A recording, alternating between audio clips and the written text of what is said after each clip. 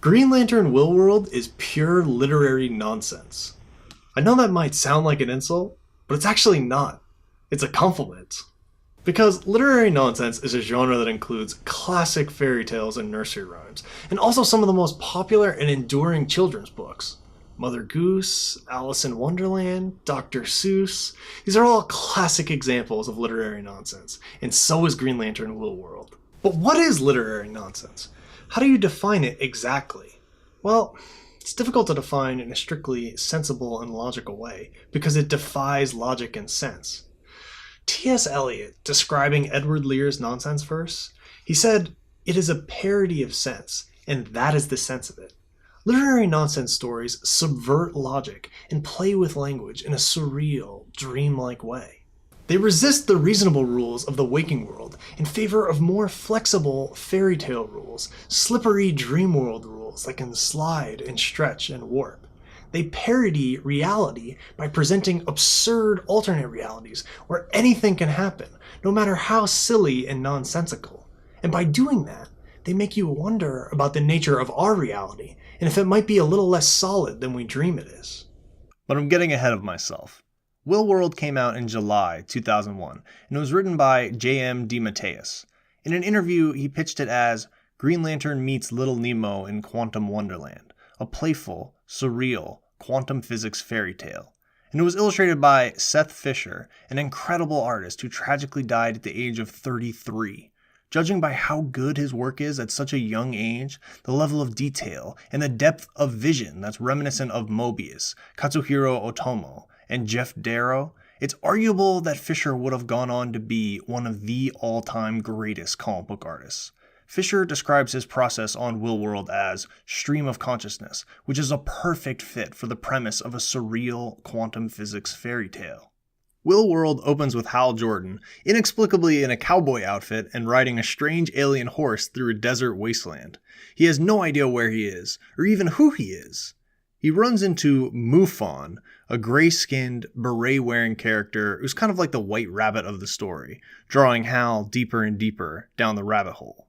And the two of them ride together to the Land of Odd. It's a dense, sprawling sci-fi metropolis with wonderful and strange architecture that seems mixed and matched from multiple worlds. Flying heads float like zeppelins above the city, and at the center, a giant oblong head stands like a skyscraper. Countless types of fantastic life forms populate the city. Humanoid animals, wizards, aliens, angels, and creatures so weird that they can't even be classified, and yet each of them sees everyone else as identical to themselves, except for Hal, the only one who sees through the illusion. As the story progresses, Hal remembers that he's looking for something, for someone, a mysterious person called Merwand. He meets Kelly, a six-armed bartender, and Glance, a miniature angel who plays bass, and with Mufon, the four of them go on a journey to find this Merwand. For Hal, it's a journey of self-discovery, of remembering who he is, and in the process, discovering the true nature of Willworld, facing down the bureaucracy of floating heads that govern it, and in the end, threatening to unravel the very fabric of their reality in a showdown with the Whirlwind, a legion of monstrous squid soldiers invading the Land of Odd to remake it in their own image. That's Willworld in a nutshell, but I don't want to give you too much detail about the plot because I feel like you should read this book for yourself. If you like good comics, I mean. If you don't, that's fine, no pressure. I completely understand. I mean, I just thought you liked good comics, but I guess I'm just completely wrong about that, so I guess that's just on me. No, I mean, it's fine, no pressure. Don't read the book. It has nothing to do with me. I don't even care. I mean, I just thought you... So Seth Fisher's art in this book is a huge part of why I love it so much.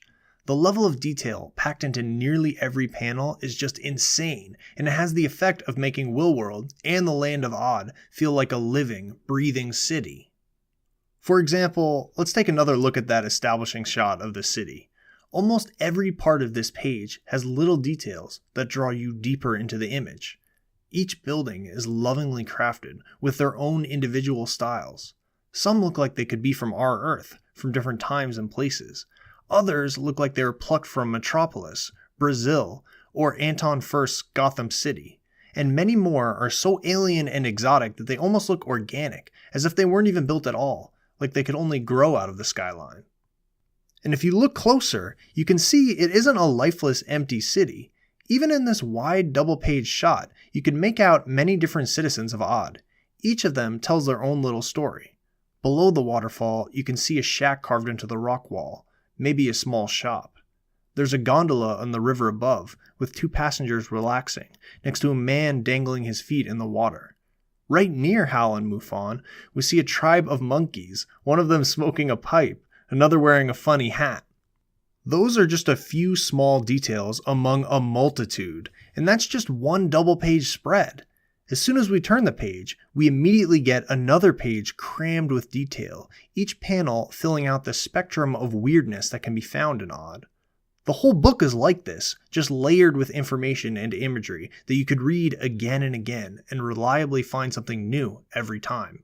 The sheer density of detail, which is a big part of the appeal of Willworld, it wouldn't mean much without Fisher's unique design sense. Fisher takes classic, iconic elements of Green Lantern mythology and redesigns them in subtle ways that make them individual to his style and this book. Look at Fisher's take on the Guardians of the Universe. Rather than just sticking with the plain red robes we usually see them in, he gives their clothes more flourishes and depth.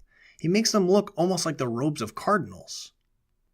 And the power battery on Oa, he reinvents that too, adding bolts and a screen and metalwork that distinguishes it from the classic version. He gives the style and architecture on Oa its own flavor that evokes Mayan pyramids and stonework. Even something as simplistic as Green Lantern's domino mask, Fisher tweaks it in this very slight way for Willworld. Look at those small cuts into the mask by the sides of the nose, and the shape of the mask, which makes Hal look like he's perpetually furrowing his brow in confusion and worry. If you compare it with the other Green Lanterns in this book, you can see this mask is peculiar to Hal and his character. And my personal favorite redesign is Fisher's take on the power ring. It would have been so easy to just stick with the classic ring design, the Green Lantern symbol mounted on a ring, arguably the most iconic element of the mythology.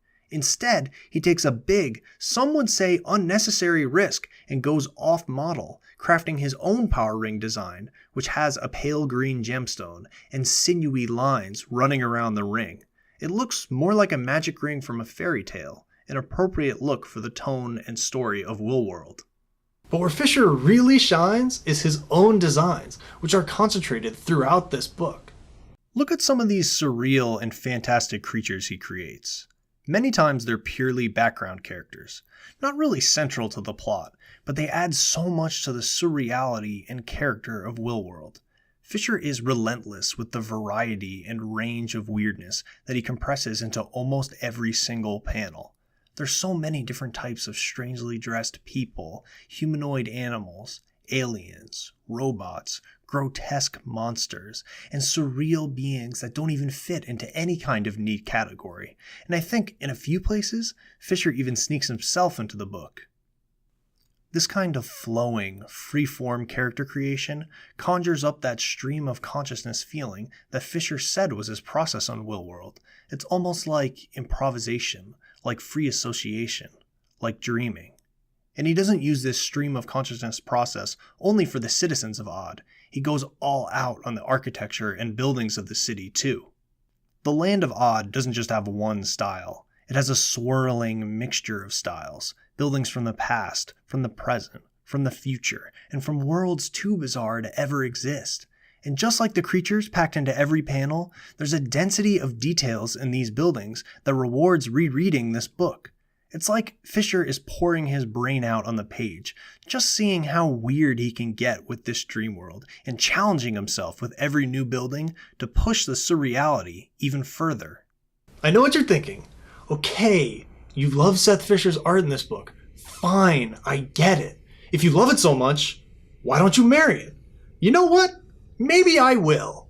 Maybe I will. So I've made my case that Fisher is using a stream of consciousness, surreal style for this book, but that doesn't necessarily convince you that it's literary nonsense. The first thing to consider is that J.M. DeMatteis references classic works of literary nonsense throughout the book, practically from page 1.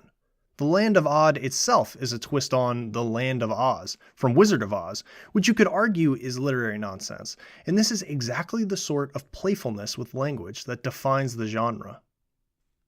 He opens the book with a fairy tale framing device, with a caption reading, "Once upon a time, somewhere," with the page resembling the cover of an old tome. Only a few pages in, there's the first reference to Dr. Seuss and Green Eggs and Ham, with one of the bar patrons saying, "You cannot throw up here or there. You cannot throw up anywhere." On the same page, we see the nursery rhyme character Mary looking for her little lamb. Kelly mentions Slumberland, a direct shout out to Little Nemo and Slumberland, which J.M. DeMatteis says was an inspiration for this comic. In a moment, we'll see just how big of an inspiration it was. On a decidedly Escher-like page, we see another reference to Dr. Seuss, with a mention of the author's real name, Doc Geisel. Then we meet a character called Kata Pilar, which is a pretty obvious homage to the caterpillar from Alice in Wonderland, but it's not just his name, or that, like the caterpillar, he's gigantic, he wears a strange hat, and he's smoking. He also serves a very similar function in the story, as a sort of threshold guardian. Like the caterpillar giving Alice the size-changing mushroom, he even gives Hal a head cheese that transforms him into a giant head. Later, we see a clear use of nonsense verse, one that uses gibberish and sounds remarkably like "Hey Diddle Diddle," a classic example of nonsense verse. Okay, lightning round. There's 2 references to the classic children's book, The Little Engine That Could. There's an army of Humpty Dumptys that crawls over Hal. One of the parts of the book is titled "Before I Wake," a line from the children's bedtime prayer, "Now lay me down to sleep." Finally, there's a mention of a magic mirror that transports you to a world on the other side, yet another allusion to Alice and Through the Looking Glass. But arguably, the most interesting references are the ones to Winsor McCay's Little Nemo and Slumberland. Little Nemo may be the first example of a literary nonsense comic strip. Nonsense comics, you could call it. And I will call it that, because I'm coining it right now, so you better credit me if you even think about using it, or I'll be forced to do the one thing that always works and has never backfired on anyone ever. Complain about it relentlessly on Twitter. Is that what you want? I didn't think so. Each episode of Little Nemo was about a boy having dream adventures in a fantastic, surreal world called Slumberland, only to wake up in bed at the end of every strip. So it's not too different a concept from Alice in Wonderland, or even Dorothy waking up in bed at the end of her journey through Oz. The dream world of Slumberland shares many similarities with Willworld and the Land of Odd. At one point, we actually see Hal in a dressing gown that's just like Little Nemo's typical sleeping attire. And one of the chapter titles looks strikingly similar in style to the opening titles of the Nemo strips. People and animals are often larger or smaller than they should be. Animals small enough to fit in your hand are suddenly huge enough to dwarf you, gigantic enough to ride like steeds. Other times, both Little Nemo and Hal themselves are blown up to huge proportions, large enough to stride over entire buildings. In fact, incredible otherworldly buildings are a key component of both Slumberland and Willworld. Look at some of these structures. There are many places throughout Willworld where Fisher isn't just riffing and freestyling his own architectures. He's paying homage to buildings and styles practically taken straight from Slumberland. They remind me of Russian Revival architecture, with their colorful onion domes, towering spires, and swirling candy cane patterns. Hey, are you even paying attention to me right now? I'm not doing this for me, you know. I have other things that I could be doing if you're just going to be staring off into space. So keep this up, and I could turn this whole YouTube channel into a dry, monotonous reading of the phone book. Or even worse, Finnegan's Wake. And I'm pretty sure it's illegal to make people listen to that. You think I won't do it? Oh, I'll do it. I'll do anything. Whoa, hold on. All right, okay, hold on. I'm sorry, okay? Don't click away. I promise you. Your Twitter feed will still be there when we're done here. I lost my cool, okay? And that's on me. You don't deserve that. Just let me wrap this all up here and we can all go home, all right? Green Lantern Willworld is more than just a reference-filled homage to classic works of literary nonsense. Like Alice's Adventures in Wonderland and Little Nemo and Slumberland, it's about an ordinary person whisked away from the waking world to embark on an odyssey through an extraordinary dream world, A world where all bets on logic and reason are off, where cause and effect is more like a rough suggestion than a hard and fast rule, where surreality reigns supreme. People can die and come back to life without any explanation other than they believed it was possible. They can fall from tremendous heights without a scratch on them, emerge from their own bodies as newborn babes, shrinking and growing when it's convenient, and especially when it's inconvenient.